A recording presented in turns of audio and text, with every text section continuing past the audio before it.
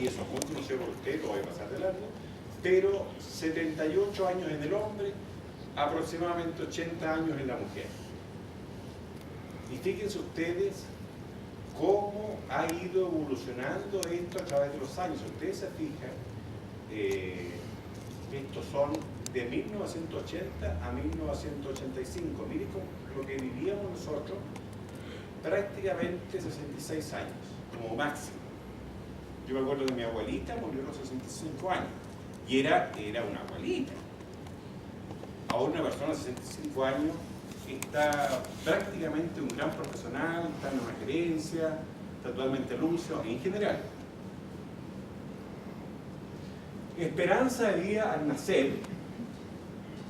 Una es la esperanza de vida al nacer cuando uno nace, que es 78 y 80.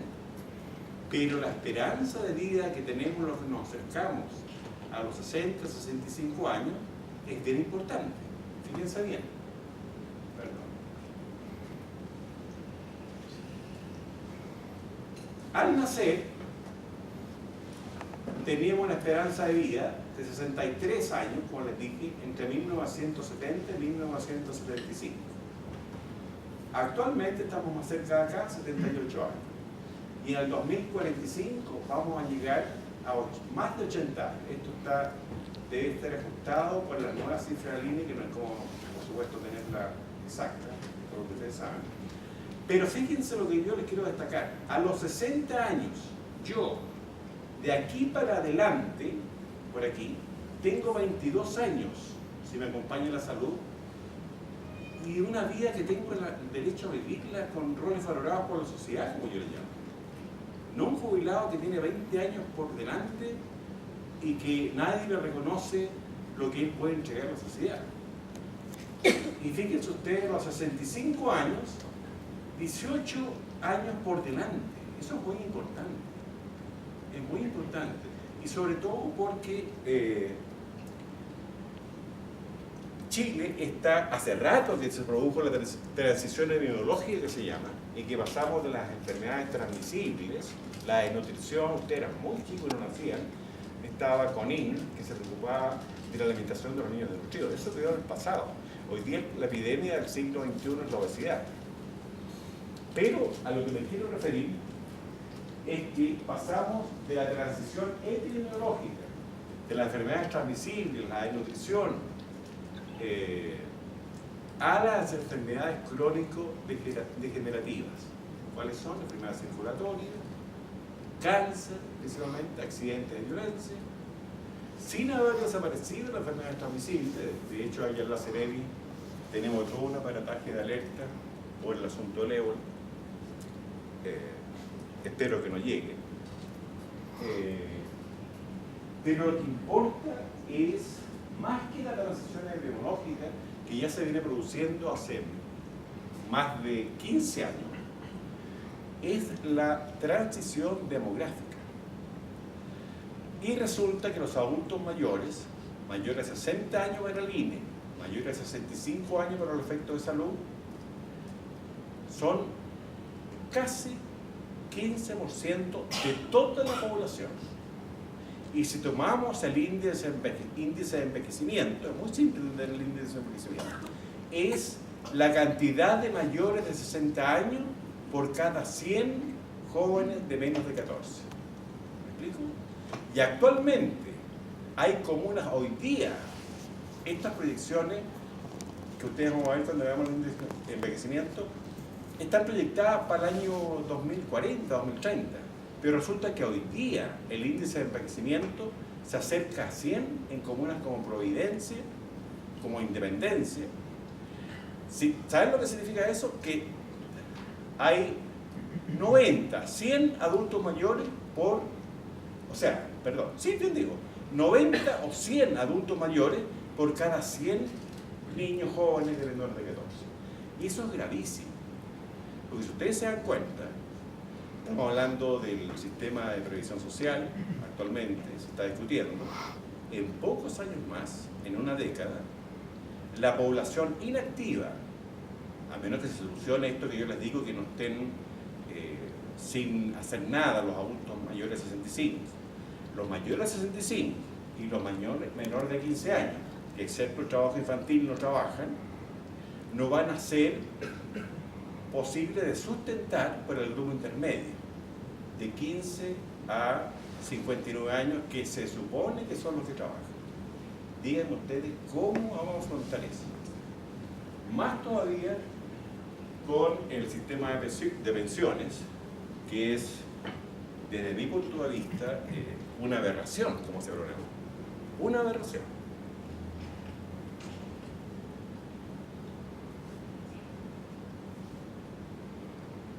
Eso es el índice de envejecimiento. Abajo, para que lo aprendan, el índice de envejecimiento es el valor que cuantifica el número de personas mayores de 60 años por cada 100 menores de 15 años. La mayoría están alrededor de 60, ¿no? Pero les vuelvo a repetir, hay comunas actuales, hoy, que tienen 100, 90 por adultos mayores por cada menor de 15 años.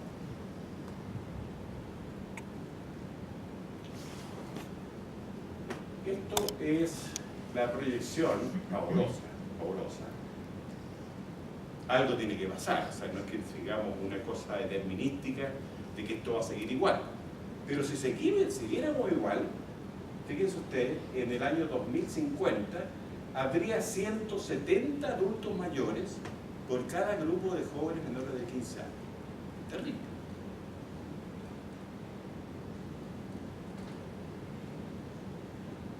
Eso no va a pasar porque estoy aburriendo mucho. La mortalidad del adulto mayor, después vamos a ver de qué se mueren los adultos mayores. Fíjense ustedes cómo ha ido decreciendo la mortalidad de 0 a 14 años. También, aquí está. Esta mortalidad infantil es casi mínima. Es 7 por 1000. Nosotros en los años 50 teníamos 40 por 1000. Y estamos al nivel de mortalidad infantil de los países desarrollados, de la OCDE. Pero hay un pero, sí. Ese es un promedio de la mortalidad infantil. Si tú desagregas ese promedio, te vas a encontrar que, por ejemplo, en Portezuelo, en Alhué, que está aquí en el área occidente, hay una mortalidad infantil 40 veces mayor que Vitacura o Alcoy. Es un promedio. Bueno, la mortalidad de del grupo activo, por así decirlo, está disminuyendo también por el avance de los programas de prevención y de las mejoras tecnológicas de tratamiento, pero la de los adultos mayores se está disparando tremendamente. Y déjenme recordarles que en Europa, en los últimos siglos, valga al revés, se demoró siglos Europa para ser países envejecidos como son ahora, son todos envejecidos. Pero en los países latinoamericanos y en desarrollo, especialmente en latinoamericanos, el envejecimiento ha sido ahora último y exponencial. Desde comienzo de 1900 y tanto hasta ahora, vertiginosamente. No demoró 2, 3, 4 siglos como en Europa. Y seguimos así en forma exponencial.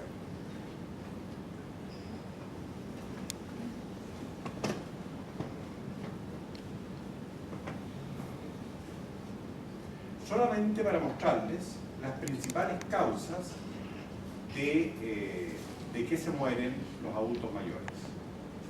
Esto está para el sexo masculino, me parece que les voy a mostrar también del sexo femenino. En primer lugar, aquí está la enfermedad circulatoria, principalmente infarto al miocardio, accidente vascular cerebral.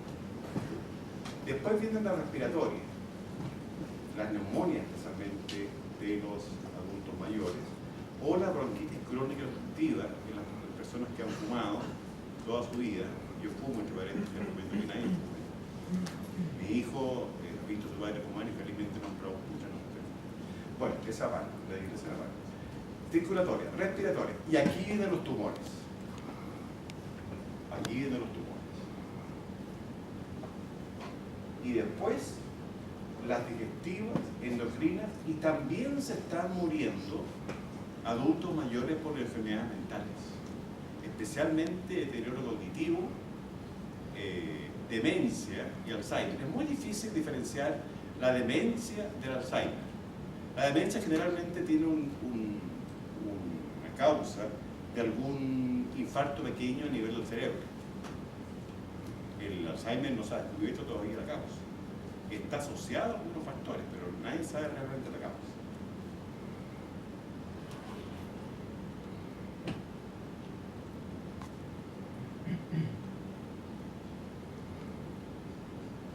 Y aquí ven ustedes, se ve poco el color, pero aquí la inmensa mayoría de las muertes, 21%, son enfermedades del sistema circulatorio. Después vienen los tumores, 16%, las enfermedades del sistema respiratorio, las enfermedades del sistema digestivo y la última, la endocrina, todas las enfermedades que tienen que ver con la. Muy rapidito, la obesidad. Fíjense ustedes en el grupo de 65 años y más. La obesidad a nivel nacional, todos los grupos de edades, es de 25%. Obesidad. Hay muchas personas que están con sobrepeso, no las cuento. Pero los 65 años y más es mucho más, fíjense, mujeres y hombres, la obesidad en la mujer que en hombre adulto mayor. Y algo muy digno de destacar. No muy digno, muy chiste destacar. Que en el nivel socioeconómico bajo es mucho mayor la obesidad que en el medio y en el alto. Y lo típico es ver una mujer pobre obesa. Y aquí yo a veces discuto con los nutricionistas, porque ¿qué sacamos con indicarle una perfecta dieta de pescado, carnes blancas, frutas, verduras? Si a lo mejor esa persona, por muy receta nutricional que tenga, a lo mejor no tiene más que comerse arroz con un huevo, fideo, o a veces una taza de leche con pan con mantequilla. No estoy haciendo política, pero es la realidad que existe. ¿Se dan cuenta? Hipertensión arterial. También la hipertensión arterial a nivel nacional es de 26%. Pero fíjense ustedes, en el grupo de 65 años, miren lo que era nacional, prácticamente todos son hipertensos. 75% y similar en hombres y mujeres son hipertensos. Y mira que pongo en el grupo bajo, el grupo socioeconómico bajo, hay mucha mayor prevalencia de hipertensión arterial que los grupos medios y altos. Esto está medido por escolpidad. ¿Sí? ¿Y el resto, habrá una relación con la gente que se medica? ¿Los de alto tienen mayor acceso a medicamentos? ¿Los del sector de bajo tienen acceso a medicamentos? ¿O no están así? No, porque, a ver, es bien complejo. Lo que pasa es que en el sistema público se dan los medicamentos, pero no voy a ser tan hipócrita de decir que a veces a la mitad de veces le caen los medicamentos en los centros de salud. Y obviamente los medicamentos al que tú tienes acceso por la vía privada son distintos a los que tienes acceso en el sistema público. Tú, si vas a un otorrino por una sinusitis, te dan por lo menos amoxicilina con ácido clavulónico, el Cabinequar, que tiene un efecto mucho más potente. Y el consultorio te da amoxicilina. Si tienes una depresión, por lo menos a nivel privado te dan citalopram o te dan tritico o otros medicamentos. Tú tienes derecho en el sistema público a paroxetina, y eso pone una diferencia efectivamente entre el acceso a la calidad de los medicamentos. Pero es más allá de eso. Por ejemplo, son otros factores. el que en el estrato socioeconómico bajo, medido por el nivel de educación, se dé mucho más la hipertensión arterial, depende de otros factores, principalmente el estrés, una alimentación poco saludable, especialmente no hay educación como para evitar colocarle sal sobre lo que viene preparado ya con un poco de sal. Y por supuesto, el sedentarismo. No hay posibilidad, y el profesor de economía debe saberlo, de hacer ejercicio físico permanente, metódico, en los niveles socioeconómicos bajos. Sí, en otros niveles, en que incluso están dispuestos gimnasio, etc. Y el estrés, ¿a qué me refiero? Uno diría, pucha, un gerente tiene mucho estrés. Pero si tú miras al trabajador común y corriente, que tiene que salir a las 5 de la mañana, dejar 2 horas de ida de Santiago, llegar a su trabajo, salir a las 6, llegar a las 8 a la casa, es una vida que no se lo vaya a nadie. Son 4 horas de viaje prácticamente al día. ¿Y qué es lo que queda para descansar, para divertirse, para el ocio que es tan necesario?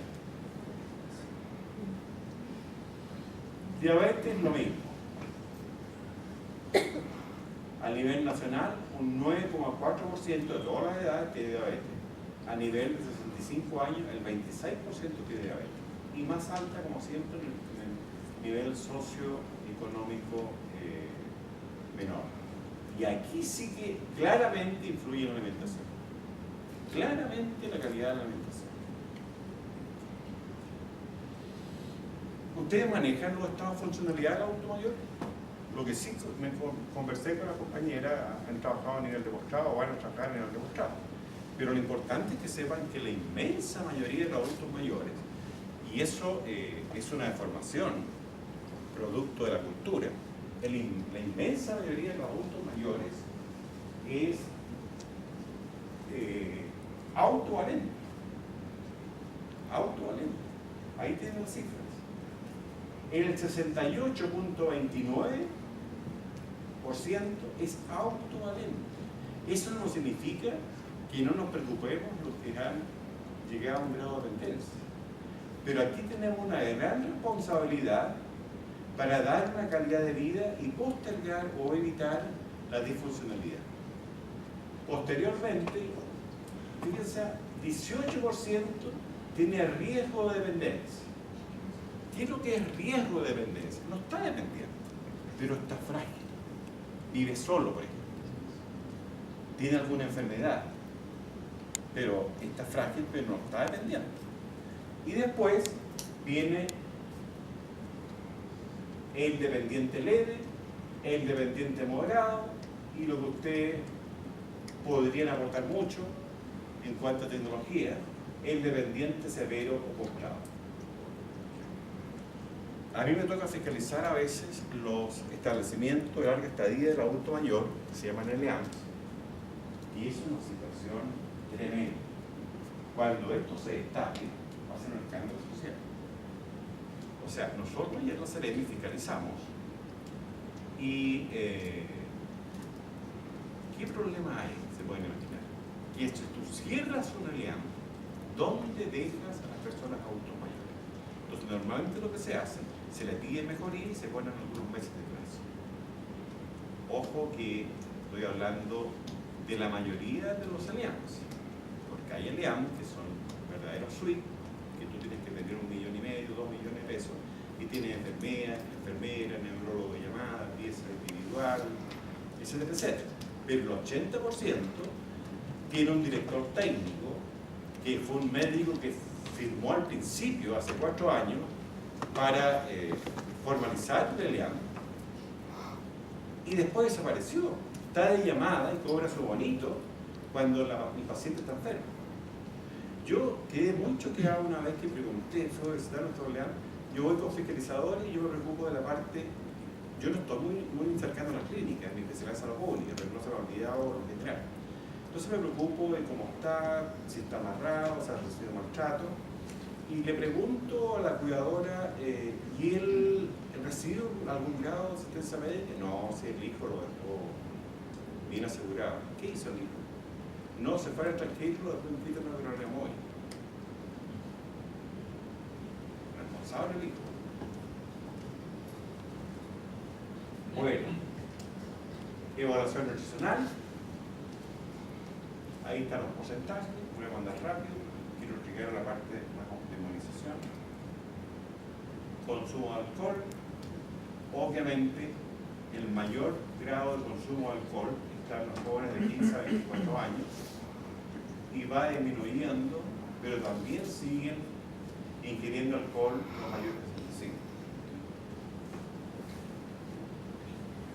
Sedentarismo era esperable. Gran porcentaje de sedentarismo en los mayores de 65 años. Y esto es importante.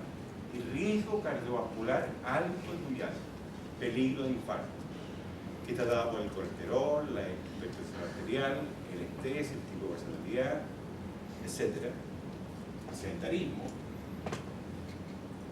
Y ustedes ven que el riesgo cardiovascular alto y muy alto se da especialmente, no es que no exista aquí entre 25 y 44, se han visto infartos a los 37 años, pero los problemas de riesgo cardiovascular están principalmente los 45 y 64 años. Y también es muy alto, por supuesto, aunque menos, que los 65 años y más. Ustedes van a creer que estoy haciendo política, pero como muestro muy bien. Mucho mayor en los niveles socioeconómicos menores.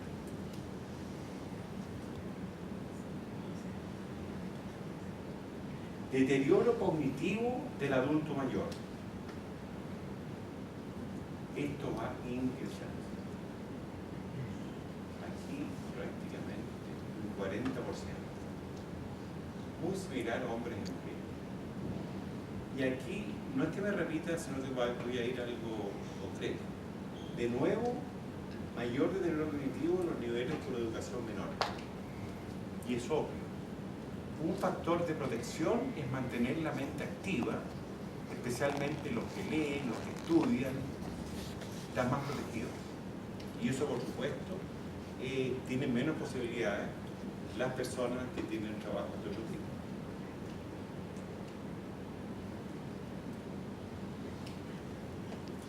Síntomas depresivos, destacar solamente que es mayor en las mujeres siempre.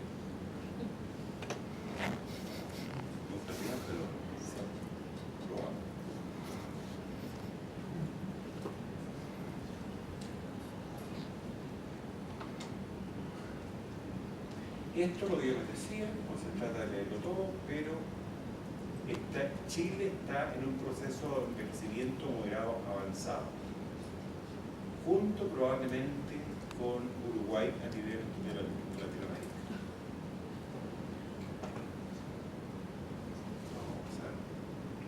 Prevalencia de patologías crónicas en adultos mayores, en atención primaria, APS, atención primaria de salud.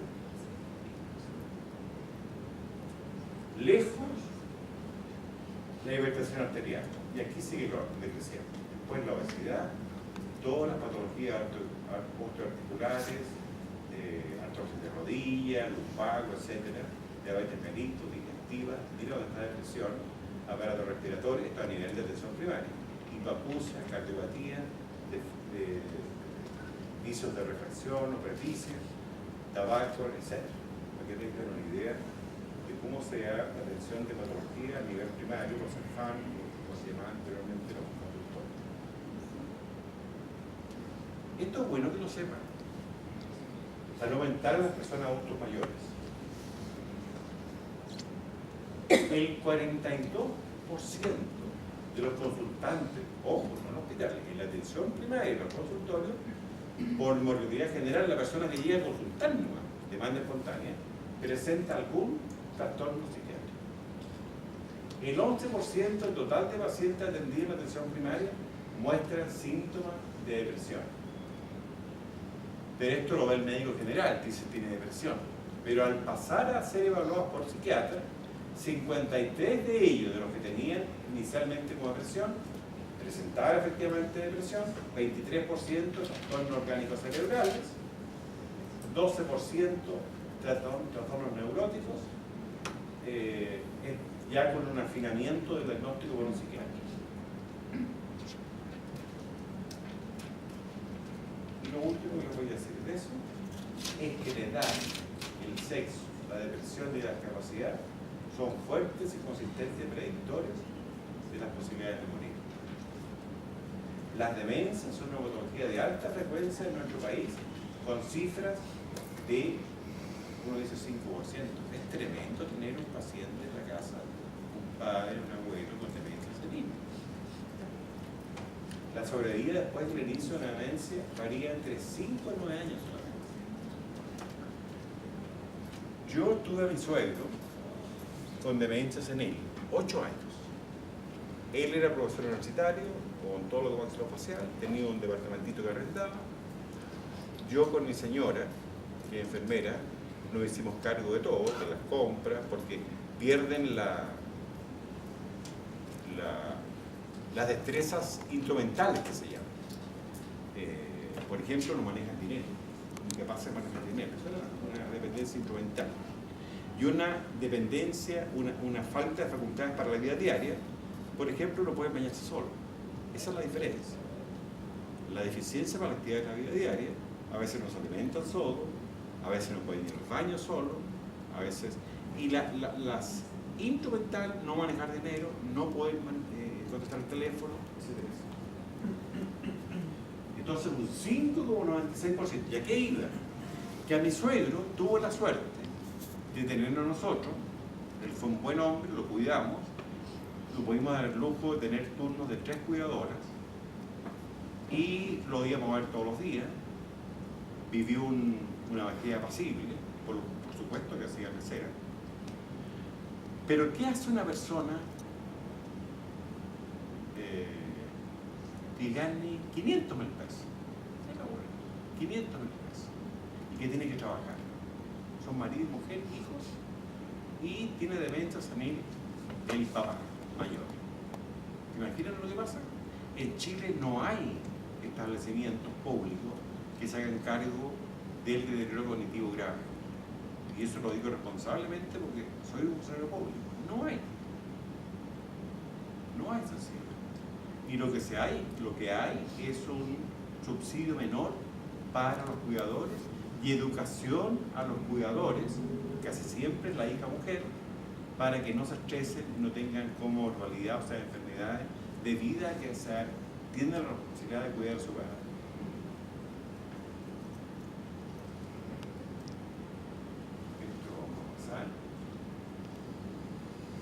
Les voy a presentar algunos conceptos de salud, aprovechando.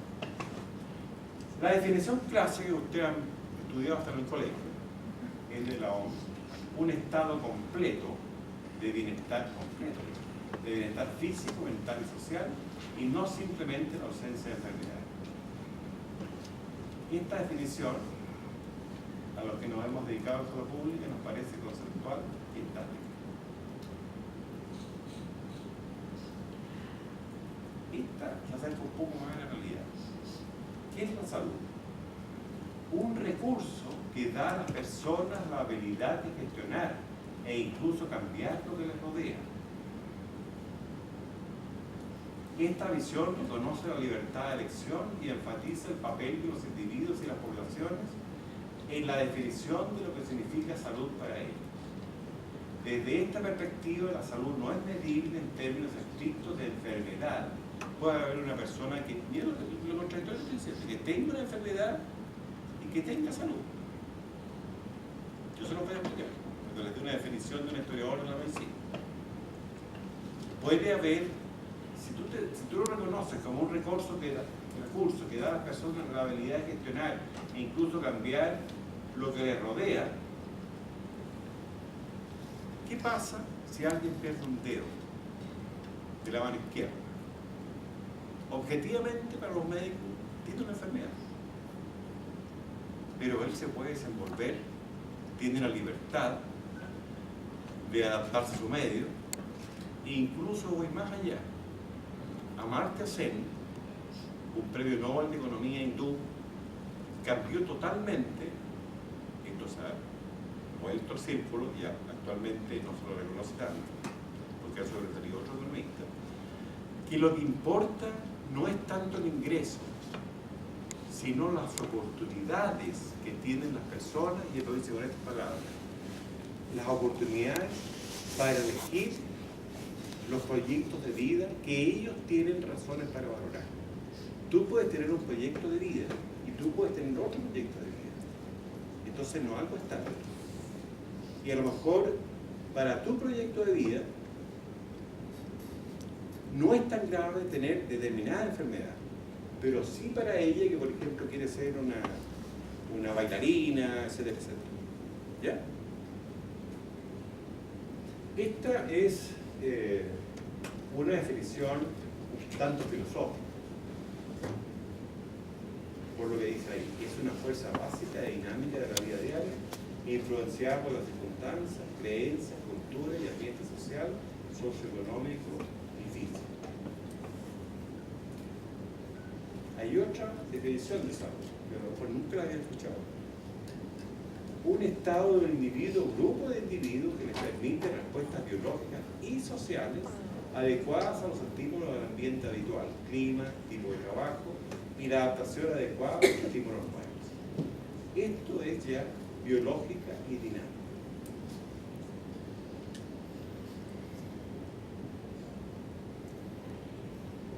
Esto es lo que se conoce habitualmente por la población, por la cultura.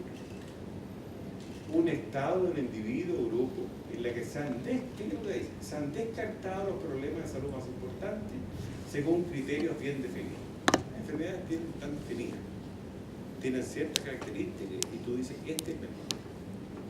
En práctica y pragmática es la que se usa más frecuente en el ambiente biomédico. Pero me quedo presto. Y esto va a todas las edades. Henry Sigrid es un médico, sociólogo y historiador de la medicina. Encontrará muy volada esta definición. Pero fíjense lo que dice. Salud no es solo la ausencia de enfermedad, sino que es algo positivo, una actitud gozosa ante la vida y una aceptación alegre de las responsabilidades que la vida hace recaer sobre el individuo. El adulto mayor podrá tener alguna fragilidad biológica, podrá tener no toda su potencia intelectual, pero sí puede tener una actitud gozosa ante la vida, si le damos la oportunidad. Y depende también de la vida que hayan llevado y de los ideales que tengan, sino no solamente los jóvenes tienen ideales.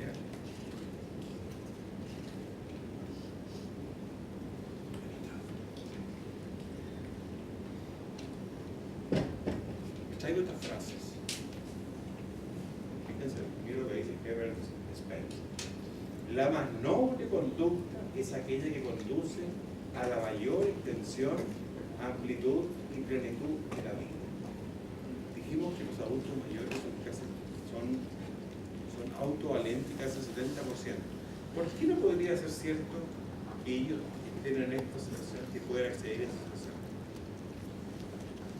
León Tolstoy, algunos habrán leído obras de él, dice: el secreto de la felicidad no está en hacer siempre lo que se quiere, sino en querer siempre lo que se hace.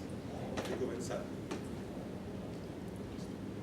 Santiago Ramón y Cajal, un médico español que fue miembro de la Real Academia de la Lengua, que entre paréntesis le quitaron lo de Real, no sé si han leído los diarios, ya no se llama Real, y se ingresaron, esto es una digresión, se ingresaron muchos vocablos latinoamericanos y chilalí, por ejemplo, ¿cachai? Ya no es la Real Academia de la Lengua, y se integró muchos de los vocablos de la evolución latinoamericana. Bueno, Santiago Ramón y Cajal dice: de igual modo que hay una honradez de la voluntad, hay una honradez del entendimiento. Estudiar a fondo las cosas y saber cambiar desinteresadamente de opinión. me pareció oportuno, ustedes que son jóvenes, hacerlos meditar sobre esto.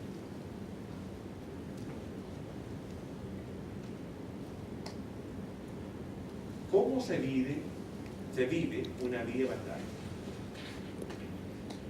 Y esto especialmente, como dice ahí, está dirigido a los planificadores de política social. Actualmente existe el Senama, que aunque usted lo crea en forma contraria, tiene muy pocos recursos. Depende, el Servicio Nacional del Adulto Mayor ha ido creciendo, pero comparado con otros servicios, que es un servicio pequeño, y depende del Ministerio de Desarrollo Social.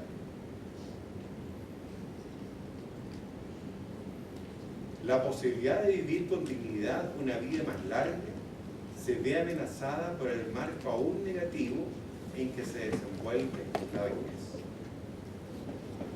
Lo que yo les decía, quedan 20 años por vivir por delante y las posibilidades de trabajo van decreciendo y la sensación de autoeficacia disminuye ostensiblemente en las personas adultos mayores. La excepción, hay varias excepciones de empresas que emplean adultos mayores. No sé si ustedes se han fijado, los que van al Jumbo, por ejemplo, hay muchos dependientes que llevan las cajas, que son adultos mayores intencionalmente que trabajan. Paradoja. Vivimos más, pero rechazamos la vejez. Nosotros tenemos una verdadera adoración de la juventud y de la belleza. Esa es nuestra sociedad. El concepto de ageísmo o ageísmo, desarrollado por este autor, no importa, en 1963, está aún vigente, entendido. ¿Qué es lo que significa el ageísmo? El conjunto de prejuicios, estereotipos y discriminaciones que se aplican a los viejos en función de su edad.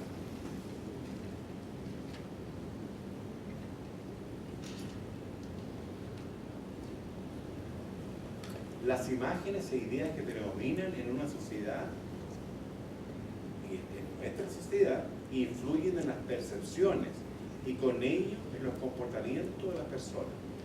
Cómo los ven, así tienden a portarse los adultos mayores. Y esto es un fenómeno no consciente. La idealización y sobrevaloración de la juventud es un hecho, esto se ve en la propaganda y los medios de comunicación.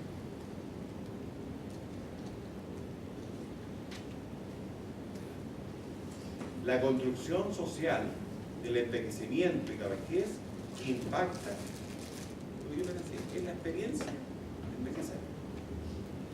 Las diferencias interindividuales, no da lo mismo un adulto mayor que otro, distintas vejeces, como se dice ahí, y hay diversidad de modos de envejecer. No es que sea algo parejo y estándar. Hay algunos poetas que han dicho viejos lindos. Hay un poema viejos lindos. Tienen muchas características que son realmente personas más libres, armónicas, y no es lo mismo, a pesar de todo lo dramático que es un adulto mayor deteriorado, pero tienen otras características que vale la pena valorar.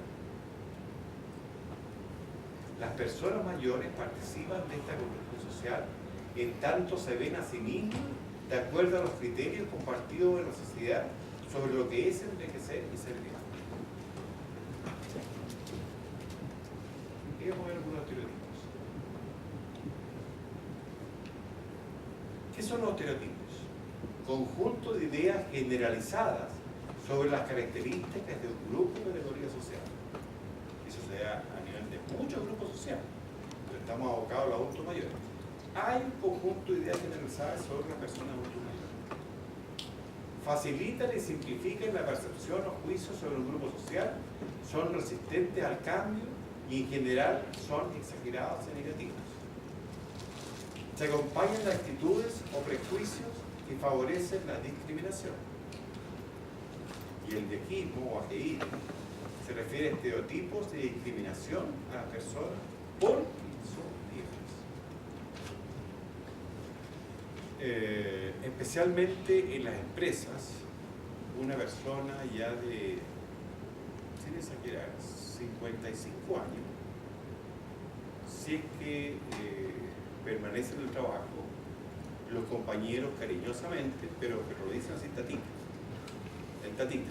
Mi hermano trabaja en una empresa de productos de mercado, chavo un montón, es respetado, pero tatita, venga a ayudar a la comisión. 55 años. Y a él le queda, si recuerda lo que dijimos, unos 30 años por vivir. Y escapo en la materia. No puede saber más. En serio.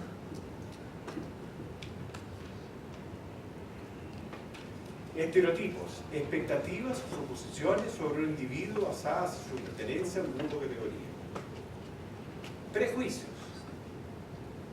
Afecto negativo que se asocia a los individuos y que se basa en su pertenencia a un grupo de categoría.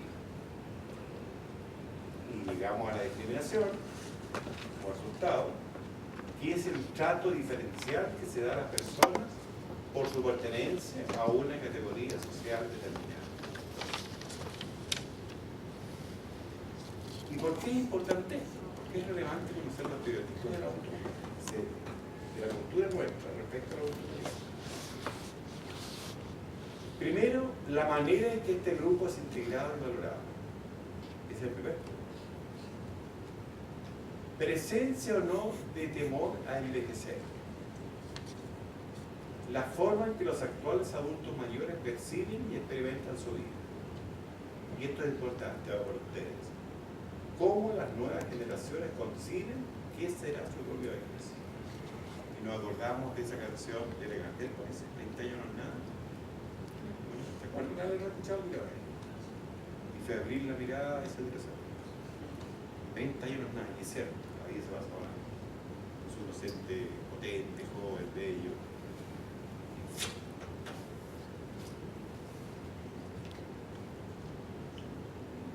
Estereotipos habituales.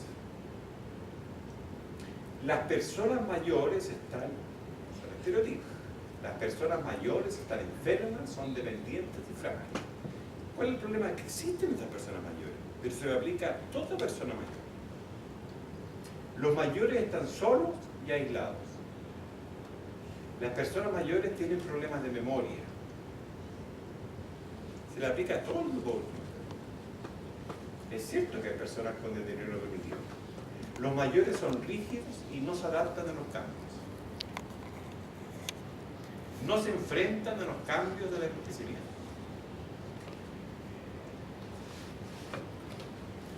Las personas mayores, hay gente que dice eso, ¿verdad? Las personas mayores no deben seguir trabajando.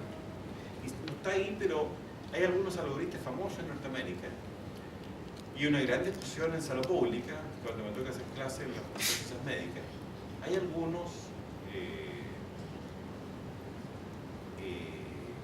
salubristas a nivel mundial de gran peso que dicen que al adulto mayor hay que cuidar, hay que prestarle solamente los cuidados básicos y no gastar en ellos, porque la prioridad está en los grupos que tienen mayor esperanza de vida.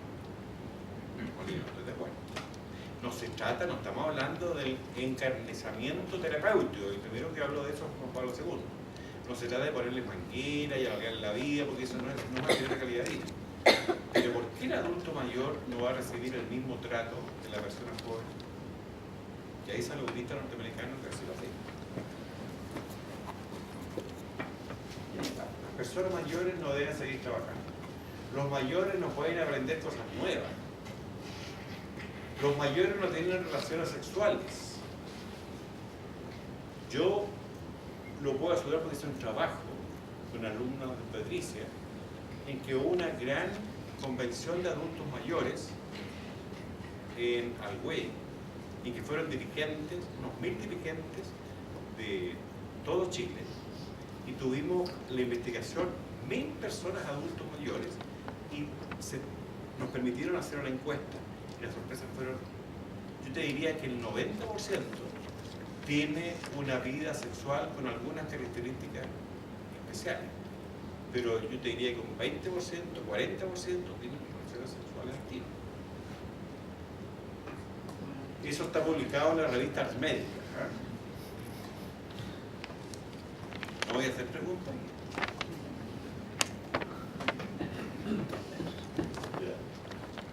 La base del maltrato, discriminación, prejuicio. ¿Cuál es la base del maltrato? Porque hay maltrato de la mujer. La actual sociedad promueve actitudes negativas y discriminatorias de maltrato hacia los adultos mayores, afectando su calidad de vida. No es solamente maltrato físico ni psicológico, está el maltrato económico.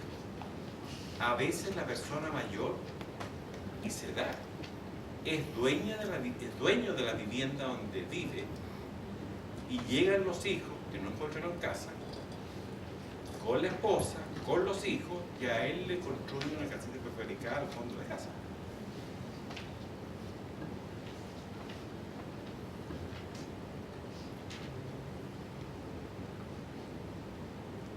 Ámbito laboral, exclusión.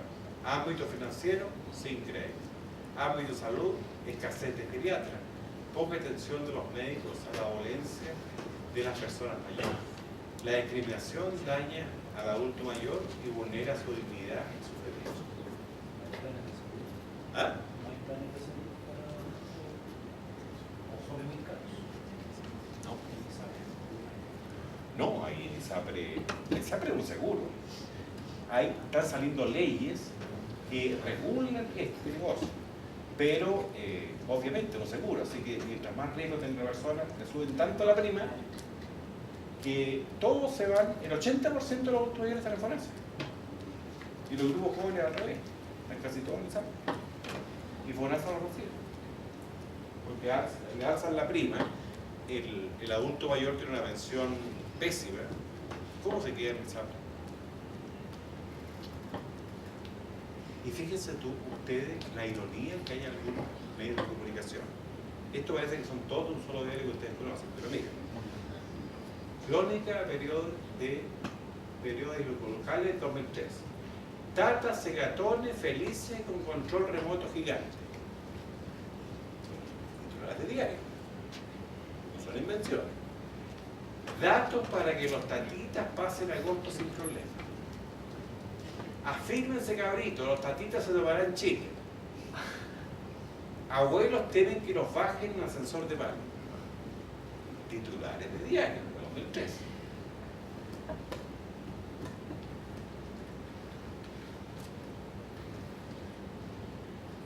Esto me quiero detener un poco porque yo creo que nuestra sociedad tiene muchos disvalores que son contrarios a la solidaridad, al compartir, al ser más que el tener. Y les voy a poner algunos ejemplos. Y así nunca vamos a llegar a una sociedad tranquila. Ustedes ven el nivel de agresividad que tenemos. Y ahí les voy a mostrar algunas cosas.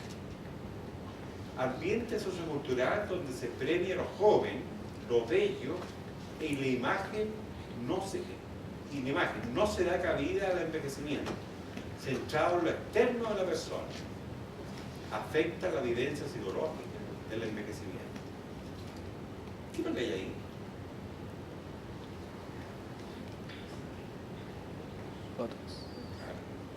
Artificialmente, las mujeres, algunas, se engrosan los labios para verse más atractivas.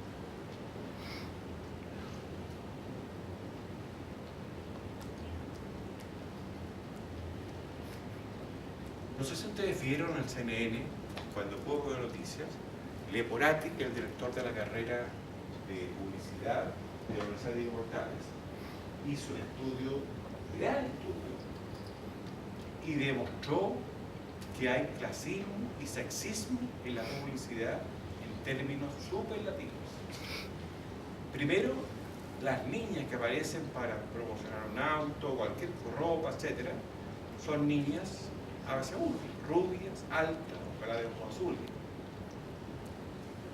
Y por supuesto, ustedes se darán cuenta, explotan la imagen provocativa, sexual. Lo sexual no tiene de malo, lo sexual es muy bonito. Pero, ¿por qué lo eligen ese aspecto solamente para promociones publicitarias? Y Leporati hizo un estudio y va a ser publicado. Cultura anti-año. fomento del vejez, predominio de imágenes negativas sobre la vejez y actitudes discriminatorias que generan emociones negativas en los propios personas mayores. Y eso crea un temor ante el propio envejecimiento.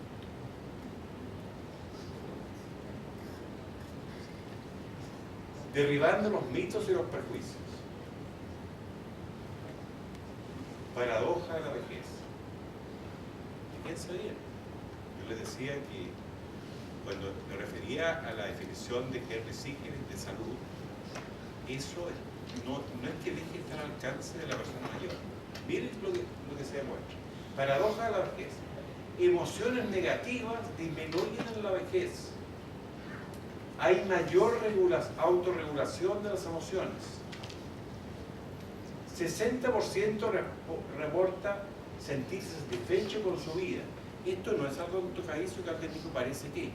Es la encuesta de calidad de vida de la Universidad Católica del 2010. A nivel cognitivo, prevalencia del Alzheimer, solamente, no solamente, porque grave, pero 5 o 8% de mayores de 65 años.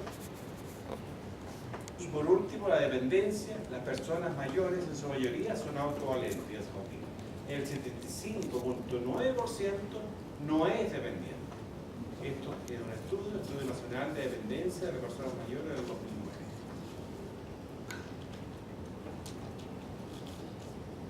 Seguimos derribando los mitos y los prejuicios. Estilos de vida. Hoy el adulto mayor tiene más educación, participa más en la sociedad, tiene mejor salud y más satisfacción vital que en épocas anteriores. Soledad. Adultos mayores en un buen porcentaje mantienen contacto con su familia cercana. Y es típico ver, pero se da con mucha frecuencia, la abuela que se siente realizada y es una colaboradora o el abuelo y representa una imagen importante junto a sus padres, a los hijos.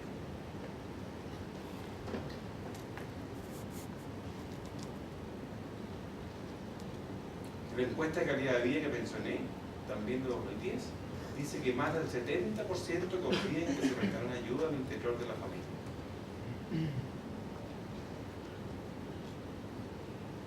Imágenes sobre la vejez y sus efectos.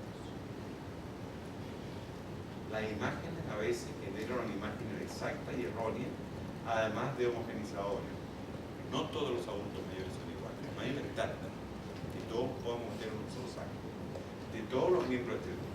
Puede tener efecto de profecía autocumplida, dando cumplimiento a lo que se espera de ellos. En los agentes sociales formales, los prejuicios afectan el poner en marcha políticas de actuación respecto a este grupo. Aceptar estas imágenes erróneas puede favorecer a larga la dependencia, la depresión y la reducción de la autoeficacia. Se dice que la mayor protección para la salud de un adulto mayor es la sensación de autoeficacia. Por eso que es tan importante que le asignemos roles valorados por la sociedad. Yo tengo un proyecto en este país que se refiere a crear monitores, 12.000 monitores que tengan roles valorados por la sociedad. Por ejemplo, control social. Hay muchas, no se refiere que sean como los estadios, no. Se refiere a que te eduquen para que haya un ambiente social y que tú no botes cosas en los vertederos de la calle, etc. Hay como 10 actividades que podrían hacer y que serían tremendamente gratificantes para ellos y valorados por la sociedad.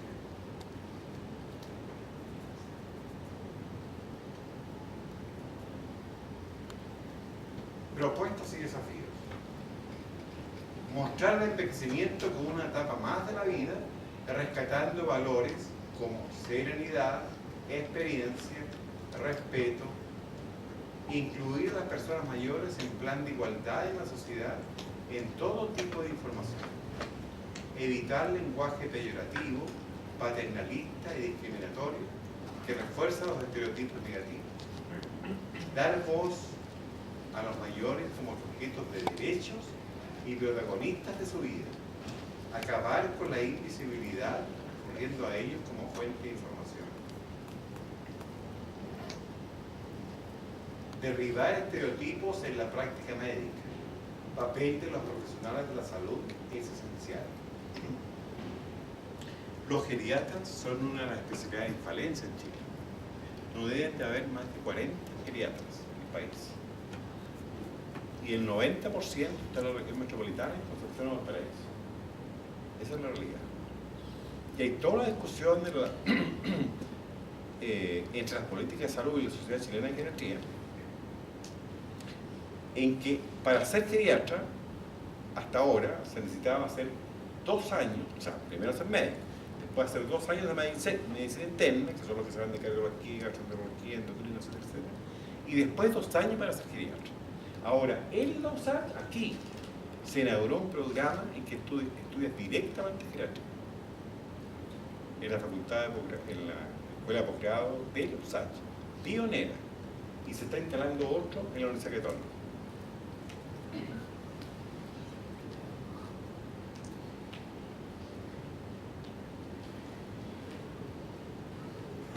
Derribar estereotipos de los cuidadores de las personas mayores, tanto autovalentes como dependientes. Aprendizaje a lo largo de la vida como proceso para la eliminación de los estereotipos negativos de educación infantil. Yo pretendía hablarles del humanismo, pero son las 8:30. No sé si están dispuestos a que sigamos, pero yo creo que estamos avanzados. Estamos, ¿cierto? Estamos. Me metí en las cosas más importantes del adulto mayor y quedé al debe con lo que era el título de la exposición, o sea, la atención humanizada. Espero que me inviten otra vez porque ese es mi tema. Mi proyecto profesional es la humanización de la atención de salud. Bueno, preguntas. Preguntas. ¿Otra? A ver. Sí, dime. Aparte de fomentar el aumento de la natalidad, ¿qué otra medida se puede tomar para evitar el aumento del índice de envejecimiento? O sea, más que el aumento de la natalidad, el problema está en la cultura de las mujeres actuales, las mujeres jóvenes. Lo que pasa es la tasa de fecundidad, número de hijos por mujeres en edad fértil, que convencionalmente se dice que son de 15 a 49 años. Convencionalmente, ustedes saben perfectamente que hay madres de 12 años y que ha habido literatura en que una persona de 60 años ha sido madre. Pero para los efectos de la medición son el número de hijos de las mujeres en edad fértil. Y resulta que en Chile las parejas tienen menos de 2 hijos por la pareja o la mujer. Eso, si nos recordamos, en mi tiempo, cuando yo era niño, las familias tenían mínimo 4 hijos. Entonces eso es grave no solamente para el equilibrio demográfico de la población, incluso estratégicamente. Y miren lo que estoy diciendo, estratégicamente. Eso hace que, como aumenta las tecnologías médicas y hay mejores tratamientos, se alarga, están naciendo muy pocos personas nuevas y se está alargando la vida por mejor tratamiento de las personas mayores. Y de hecho yo les dije que el segmento que más está creciendo son los mayores de 80 años. No es que sean más, es que tienen una velocidad de crecimiento más grande. Y eso tiene que ver con la cultura actual. O sea, yo no lo digo, pero a usted mismo le va a pasar. O sea, ¿vas a tener hijos a los 24? No, tengo que hacer doctorado. O vamos a formar la casa primero. Quiero comprar un auto. Quiero ver por el extranjero. Y después resulta que como los 34 años, 33 años, hay la posibilidad de tener un hijo. Estoy hablando en general. ¿Sí, otra pregunta? Sí. Sí, tú. Que yo personalmente no sé por qué se toma que el aumento del envejecimiento sea un factor negativo. yo lo asocio porque los sistemas públicos o las políticas gubernamentales son incapaces de contener mucho más. ¿Es por eso se toma como un factor negativo? Absolutamente de acuerdo. Es que justamente hablaba de estereotipo. No se les da trabajo a las personas adultos mayores. Están lúcidos, están preparados, tienen su título, pero cumplieron los 59 años y ya se les hace muy difícil la cosa. Y antes incluso. Estoy totalmente de acuerdo. La cultura y las políticas no facilitan eso. Por eso es que es un problema que haya envejecimiento. Y el otro problema es económico. Ya le expliqué, o sea, mientras no cambie la previsión, el sistema de previsión, es imposible que el grupo activo de 15 a 50 años, en convencional, pueda sostener a los niños y a los adultos mayores. La población activa no va a ser capaz.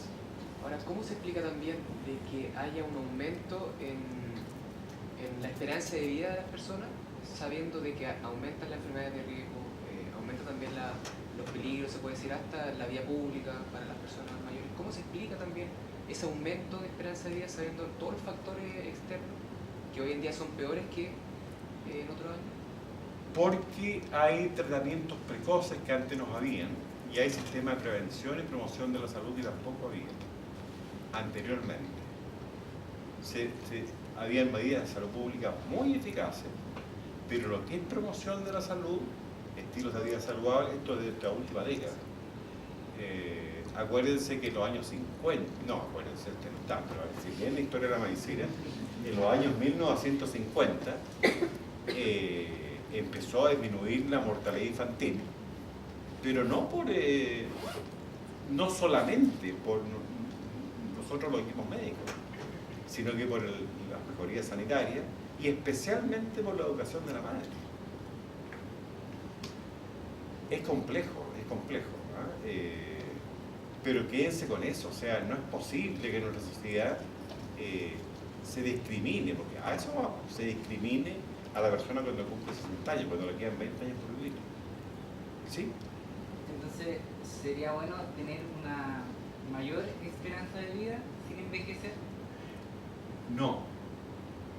La mejor esperanza de vida por sí no es una aspiración sola. Porque tú puedes tener una gran esperanza de vida, pero poca calidad de vida.